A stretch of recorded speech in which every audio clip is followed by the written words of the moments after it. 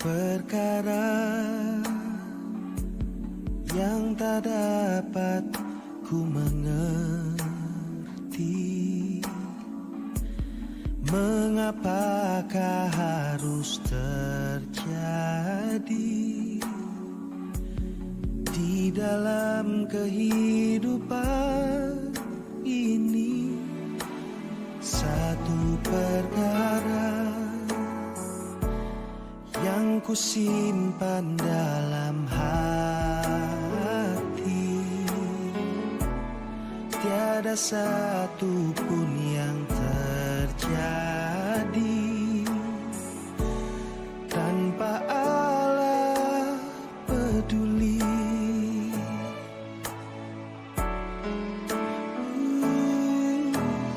Allah mengerti, Allah peduli segala persoalan yang kita hadapi. Takkan pernah dibiarkannya ku bergumul sendiri, sebab Allah mengerti.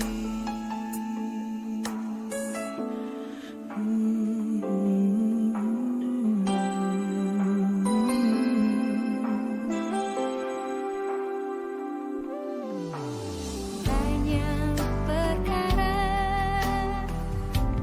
yang tak dapat ku mengerti. Mengapakah harus terjadi di dalam kehidupan ini? Satu perkara yang ku simpan dalam hati, tiada satu pun kan terjadi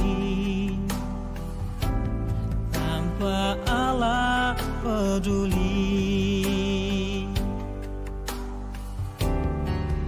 Allah mengerti, Dia peduli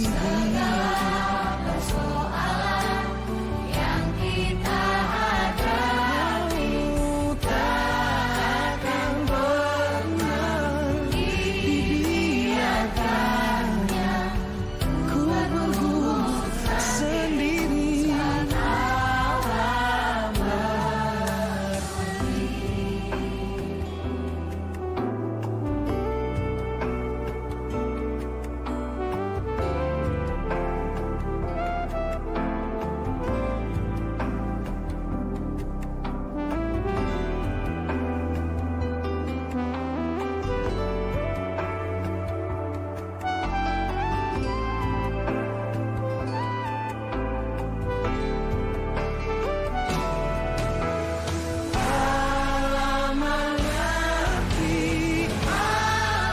peduli segala persoalan yang tiap kita hadapi.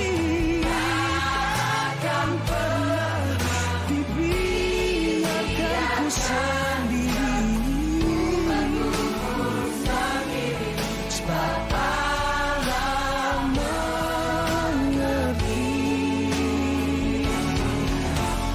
Takkan pernah dibiarkan sendiri, sebab Allah mengerti. Dia tak biarkanmu sendiri, sebab Allah mengerti. Selamat pagi Bapak Ibu Saudara yang dikasihi dan mengasihi Tuhan. Pada pagi hari ini kita akan bersama-sama merenungkan firman Tuhan. Namun sebelum kita masuk dalam perenungan firman Tuhan, mari bersama-sama kita satukan hati dan pikiran kita dalam Mari kita berdoa. Tuhan, kami datang di hadapan-Mu dalam penuh rasa syukur Tuhan. Tuhan telah bangunkan kami dalam keadaan yang baik, sehat, segar, dan penuh dengan sukacita Tuhan. Tuhan, pada pagi hari ini kami akan bersama-sama merenungkan firman-Mu. Tuhan, kiranya yang menuntun hati dan pikiran kami, Tuhan tolong kami untuk dapat merenungkan firman ini dengan sungguh-sungguh. Tuhan, beri kami pikiran yang terbuka, pikiran yang tenang, sehingga kami dapat meresapkan apa yang menjadi perenungan kami pada pagi hari ini, dan juga menerapkan perenungan tersebut dalam kehidupan kami sehari-hari. Dalam nama Tuhan Yesus, kami telah berdoa. Bapak Ibu Saudara yang terkasih, hari ini kita akan bersama-sama merenungkan firman dari surat Roma pasal 8 ayat 28. Hari ini kita akan bersama-sama merenungkan tentang rencana Allah dalam kehidupan kita.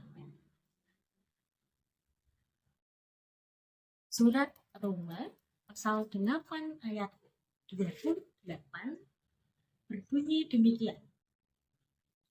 Karena kami tahu bahwa semua hal bekerja sama untuk kebaikan bagi mereka yang mengasihi, yaitu bagi mereka yang terpanggil sesuai dengan rencana Allah. Saya ulangi. Karena kami tahu bahwa semua hal bekerja sama untuk kebaikan bagi mereka yang mengasihi Allah, yaitu bagi mereka yang terpanggil sesuai rencana Allah. Berdasarkan konteksnya, surat Roma adalah salah satu surat yang ditulis oleh Rasul Paulus pada tahun sekitar 57 sampai 58 Masehi. Ketika Rasul Paulus sedang ada dalam perjalanan menuju ke Spanyol. Pada saat itu, jemaat di Roma sedang menghadapi kesulitan dan penganiayaan. Mereka memerlukan penghiburan, penguatan, dan kepastian bahwa Allah masih bekerja dalam kehidupan mereka, yang saat itu tentunya situasinya sedang buruk. Oleh karena itu, Paulus menuliskan ayat-ayat ini, menuliskan pesan ini untuk menghibur, menguatkan, dan menunjukkan kepastian kepada jemaat di Roma. Pasal 8 surat Roma ini adalah bagian kedua dari surat ini yang membahas khususnya tentang hidup orang percaya atau hidup orang Kristen. Pasal 8 ini secara khusus membahas tentang hidup dengan Roh Kudus, hidup dalam Roh Kudus, dan juga bagaimana Roh Kudus bekerja dalam kehidupan orang. Ayat 18 sampai 30 dalam surat Roma pasal 8 ini membahas tentang bagaimana orang percaya memiliki pengharapan dan kepastian kepada Allah, bahwa Allah masih bekerja dalam kehidupan orang percaya. Ayat-ayat ini membahas tentang bagaimana Allah bekerja dalam hidup orang percaya. Bahkan ketika orang percaya sedang ada dalam situasi-situasi pergumulan atau perkara yang sulit untuk dimengerti, sulit untuk dihadapi, sulit untuk dilewati. Nah, Bapak Ibu Saudara, ada 3 hal yang menjadi pesan dalam ayat ini yang dapat kita renungkan bersama pada pagi hari ini. Yang pertama, kita harus percaya bahwa Allah memiliki rencana baik dalam hidup kita. Meskipun seringkali kita mengalami situasi-situasi yang buruk, meskipun seringkali kita mengalami perkara peristiwa yang tidak enak dalam kehidupan kita, kita harus percaya itu menjadi rangkaian tangan Tuhan untuk kebaikan kita. Bahwa Dia mencapai kebaikan-kebaikan tersebut, Dia mencapai tujuannya untuk hal baik dalam hidup kita melalui cara-cara peristiwa-peristiwa yang tidak bisa kita pahami dalam kehidupan kita. Lalu yang kedua, Bapak Ibu Saudara, kita harus yakin dan percaya bahwa semua hal yang terjadi dalam kehidupan kita itu merupakan salah satu dari rangkaian rajutan karya tangan Tuhan untuk kebaikan dalam hidup kita. Bahwa setelah kita melalui masa-masa, situasi-situasi atau perkara-perkara yang sulit dalam kehidupan kita, di masa mendatang kita akan merasakan kebaikan Tuhan dalam hidup kita. Kita akan merasa bahwa pengalaman-pengalamanku di masa-masa yang lalu yang buruk, yang tidak nyaman, yang tidak enak, itu ternyata adalah bagian dari rangkaian tangan Tuhan untuk kehidupanku yang lebih baik sekarang, untuk kebaikan yang merasakan dari Tuhan saat ini. Yang ketiga, kita harus percaya bahwa Allah akan mencapai tujuannya melalui cara-cara yang kita tidak mengerti, yang seringkali tidak kita pahami. Ini berarti bahwa kita harus percaya bahwa Allah punya rencana, punya rancangan yang jauh lebih besar dan jauh lebih baik daripada apa yang kita rancangkan sendiri. Bahwa Dia akan mencapai tujuannya dengan cara-cara yang tidak masuk mungkin di akal kita, tapi nyata dampaknya, nyata rasanya dalam kehidupan kita. Bahwa pengalamanku selama ini, pahit-pahit yang kemarin kurasakan, itu adalah bagian dari bagaimana Tuhan membentuk aku, membentuk kita untuk menjadi pribadi yang lebih baik, pribadi yang lebih bisa merasakan kebaikan Tuhan dalam menghadapi kesulitan dan penderitaan.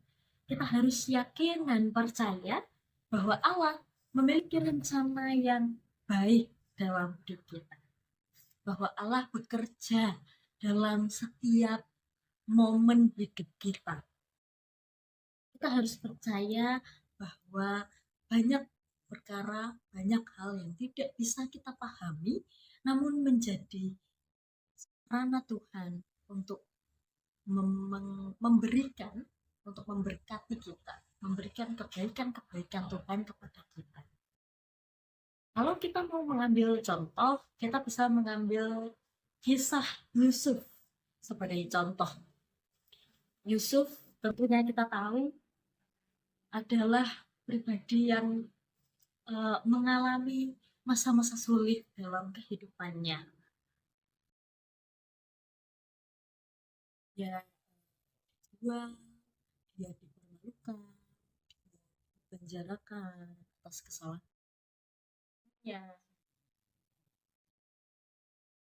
Namun Yusuf tidak menyerah dalam menghadapi situasi-situasi sulit tersebut. Situasi sulit yang dialami oleh Yusuf justru menguatkan Yusuf dan membuat Yusuf lebih percaya lagi pada apa yang menjadi rencana Allah dalam kehidupannya. Yusuf percaya bahwa Allah punya rencana yang baik bagi dia. Semua hal yang terjadi, semua hal dan situasi buruk yang terjadi dalam hidup Yusuf, itu membawa Yusuf kepada Yusuf yang ada di masa mendatang. Yusuf yang menjadi orang kepercayaan. Yusuf yang memiliki kuasa di Mesir. Dan juga Yusuf yang akhirnya bisa membantu saudara-saudaranya dalam situasi sulit yang sedang dialami oleh saudara-saudaranya dan ayahnya. Perlu diingat Bapak Ibu Saudara bahwa proses yang dialami Yusuf tidaklah mudah. Prosesnya sangat penuh dengan kepahitan dan juga jungkir balik kehidupan Yusuf. Yusuf melalui banyak penderitaan, Yusuf melalui banyak kesulitan dalam kehidupannya. Akhirnya dia bisa merasakan apa yang Tuhan rencanakan bagi dia selama ini. Dari Yusuf kita diajak untuk terus belajar, untuk terus meningkatkan keimanan kita pada Tuhan, untuk terus percaya kepada Allah bahwa segala pergumulan, segala situasi sulit dan buruk yang terjadi dalam kehidupan kita adalah bagian rangkaian tangan Tuhan untuk menyalurkan berkat dan kebaikan dalam hidup kita. Bapak Ibu Saudara yang terkasih, yang mengasihi Tuhan dan dikasihi oleh Tuhan, bersama-sama kita akan merenungkan firman Tuhan yang pada hari ini kita bahas bersama dalam beberapa pertanyaan reflektif. Yang pertama, mari kita refleksikan, apakah kita percaya bahwa Allah memiliki rencana yang baik dalam kehidupan kita? Yang kedua, bagaimana kita dapat mempercayai Allah dalam setiap situasi atau pergumulan sulit yang kita hadapi? Dan yang ketiga, apa yang bisa kita lakukan untuk terus percaya kepada Allah dan rencana-rencana yang dirancangkan oleh Allah? Mari kita renungkan pertanyaan-pertanyaan tersebut dalam hati kita masing-masing. Kita pikirkan apa yang menjadi jawab dari pertanyaan-pertanyaan reflektif tersebut. Mari kita ambil waktu sejenak untuk merenungkan, untuk meresapkan apa yang baru saja kita simak bersama, dan juga untuk berdoa, memohon kekuatan kepada Allah.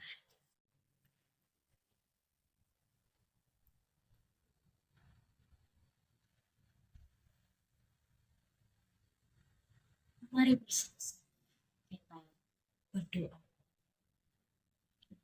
Tuhan, kami mengucapkan terima kasih, kami mengucapkan syukur atas kesempatan yang telah Tuhan berikan pada pagi hari ini, sehingga kami dapat merenungkan firman Tuhan. Tuhan, tolong kami untuk dapat mengerti dan menerima setiap rencana-Mu, setiap rancangan-Mu yang berjalan dalam hidup kami. Tuhan, berikan kami kekuatan untuk percaya dan senantiasa mengandalkan Engkau dalam setiap situasi yang ada dalam hidup kami.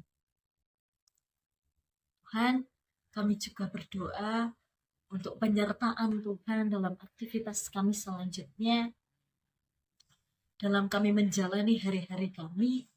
Tuhan, berikan kami kesabaran, Tuhan berikan kami kekuatan, Tuhan berikan kami kebijaksanaan serta penyertaan Tuhan dalam menjalani hari-hari kami. Tuhan, tolong kami untuk tetap fokus kepada-Mu dan melakukan segala sesuatu untuk kemuliaan-Mu, juga menerapkan, melakukan apa yang menjadi ajaran-Mu. dalam kehidupan kami sehari-hari. Amin.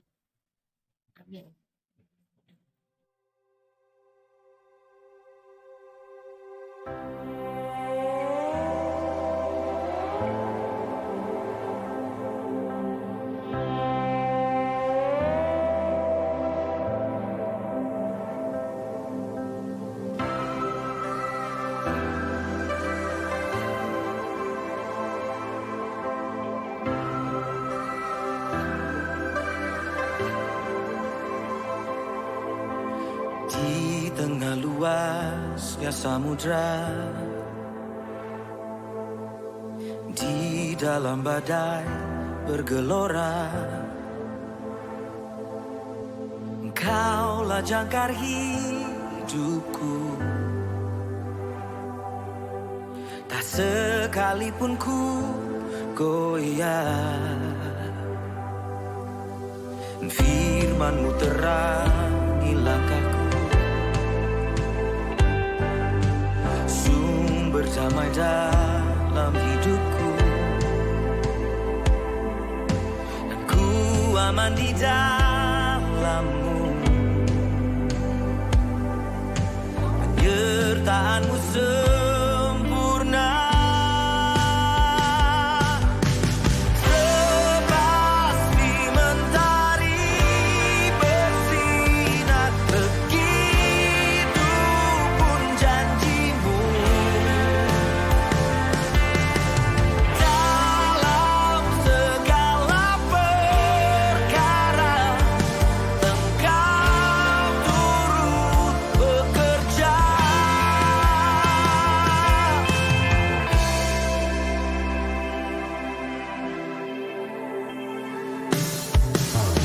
Firman-Mu terangi langkahku, sumber damai dalam hidupku, ku aman di dalam-Mu. Penyertaan-Mu sempurna, sepasti mentari bersinar, begitu pun janji-Mu. Oh, dalam segala perkara, Engkau turut bekerja. Sepasti mentari bersinar, begitu pun janji-Mu. Oh, dalam segala perkara, Engkau turut bekerja.